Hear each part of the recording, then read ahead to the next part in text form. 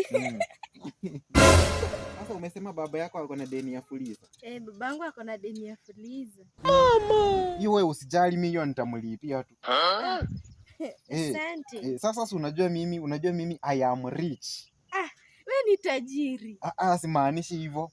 Yaani mimi, kwa ufupi wananiitanga rich lakini mimi naitwa Richard. Yesu! Uko funny. Ukweli.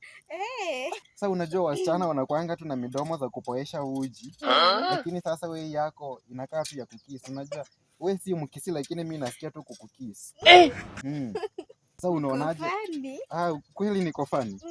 Sasa unaonaje mimi nikikupeleka kwa mama yangu? Kwa mamako? My lord. Tunaweza enda hata leo. Unajua sasa jana mimi nilikuwa na shilingi 350 kwa mfuko. Lakini sasa nikatumia zikabaki 150. Na hizo ziko wapi sasa? Hizo wewe usijali, sisi tutaenda nikuweke vitu mpya tena kwa masikio, sawa? Niongezee urembo. Uongezee urembo, uendelee kukua mrembo kama Ferastika.